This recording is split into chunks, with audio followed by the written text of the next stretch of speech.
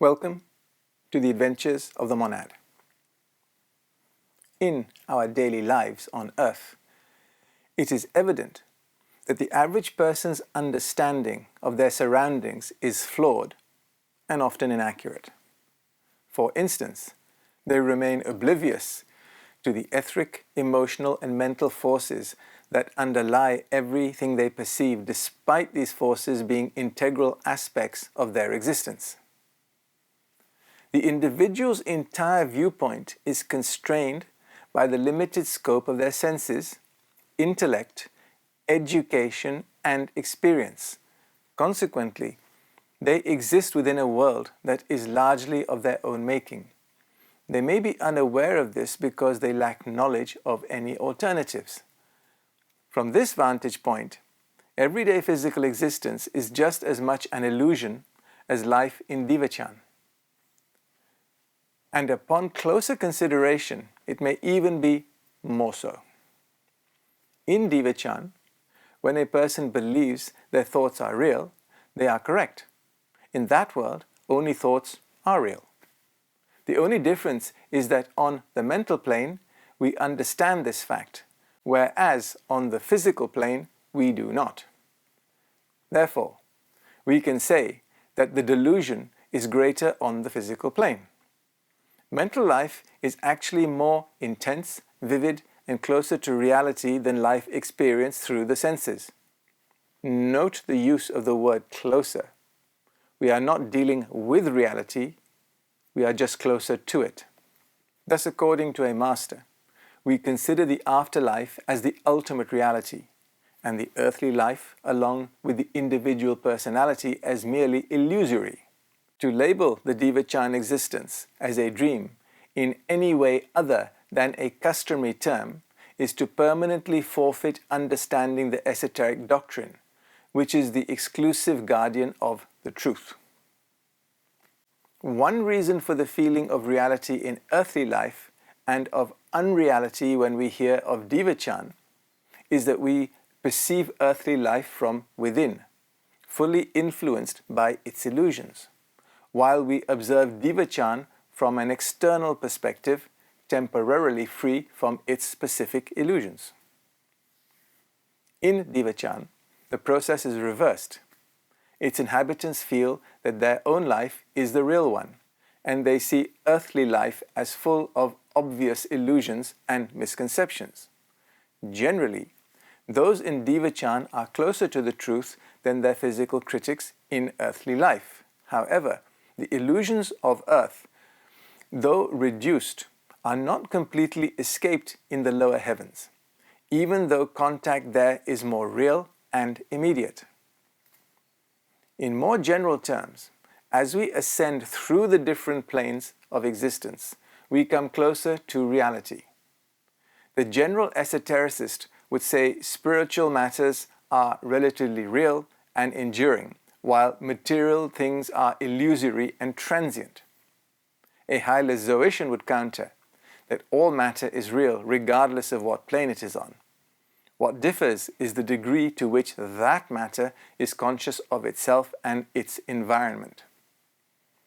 The student may find exploring this idea useful and considering life in the Devachan as the natural and inevitable outcome of the previous life lived on the physical and emotional planes.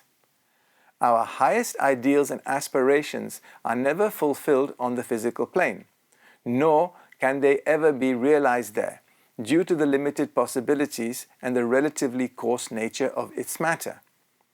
Life is not resolved in the mental world. It is just better understood. In the afterlife, all hindrances are removed, and the accumulated energy is released in the inevitable reaction required by the law of karma.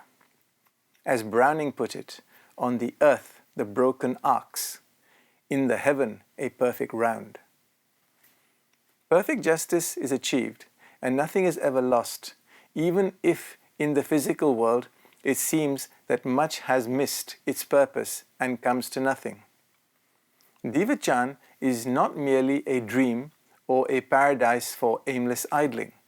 On the contrary, it is a realm or rather a state of existence where the mind and heart can grow without hindrance from physical concerns or trivial worries. It is a place where one can forge the tools needed for the challenges of earthly life, and where the progress of the future is assured. It should not, however, be misunderstood that life in the Devachan is our goal. Progress to higher worlds must be grounded in the physical world 49. Even the Lord Buddha had to return to plane 49 before he departed the cosmic physical kingdom 43 to 49 for the cosmic emotional kingdom 36 to 42.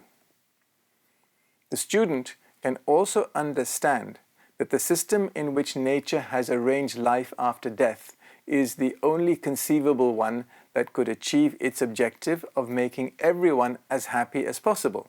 If the joy of heaven were of only one specific type, as certain orthodox theories propose, some people would tire of it, and others would not be able to partake of it due to a lack of interest in that particular type of joy or due to a lack of the necessary education. In Captain Summerfield's Visit to Heaven, Mark Twain presents a satirical view of the traditional concept of heaven to the extent that it becomes, one could argue, forever untenable. This in turn provides a classic example of the valuable insights that can be gained through humorous analysis, even in matters pertaining to profound religion and philosophy. Continuing with our main topic, what other arrangement regarding relatives or friends could be equally satisfying? If the departed were allowed to keep track of the changing circumstances of their friends on earth, they would be unable to find happiness. If they had to wait without knowing what was happening to their friends until the friends died before being reunited with them, there would be a painful period of suspense, often lasting for many years. Additionally, in many cases, friends would arrive changed to the extent that they would no longer be relatable. Nature has avoided all these difficulties. Each person decides for themselves both the length and character of their heaven life by the causes which they have themselves generated during their earth life. Therefore, they cannot but have exactly the amount which they have deserved and exactly that quality of joy which is best suited to their idiosyncrasies. Those that they have loved, they have with them always in their noblest and best. No shadow of discord or change can ever come between them, since they receive from them all the time exactly what they wish. In fact, nature's method is infinitely superior to anything which the wit or imagination of humanity has ever been able to offer in its place. However, never lose sight of the fact that the mental world is a world of fiction. It is molded by thought and can never represent reality. The reality of the lower quaternary lies on yet a higher plane, which is still part of the mental world, but exists on a higher triad. We will discuss this subdivision of the mental world in its own series of presentations. For now, absorb what we have discussed and realize that it is the foundational aspect of our existence as a first self, living our lives in the first triad of our passage through our solar system. It's hard to fully grasp the creative power of the mind when it's free from the constraints of the physical body. On Earth, an artist's vision might fall short when translated into physical materials, but in the Devachan state, everything a person imagines is instantly brought to life in a form made from a subtler matter of the mind itself. This world is a reflection of a person's thought and is enriched by the wealth and energy of their mind. We should strive to understand that the mental world is a vibrant and vast world where we exist both now and in between physical lives. Our limited development and the constraints of the physical body prevent us from fully realizing the magnificence that surrounds us here and now. The beauty and light of the highest heavens are always around us, and if we open our eyes, we can receive their influences. As a Buddhist teacher said, the light is all about you, if you will only cast the bandage from your eyes and look. It is a beautiful and wondrous reality that surpasses any human dream or prayer, and it exists forever and ever. In other words, the Devachan is a state of consciousness and can be entered at any time by someone who has learned to withdraw their soul from their senses. We may consider that Nirvana, World 46, is to the finished cycle of reincarnation as Devachan is to each earth life. But we know that the Unity World 46 is just a stepping stone to even higher levels of awareness, bliss and service to life. Our discussion of the principles governing the functioning of the Devachan is now complete.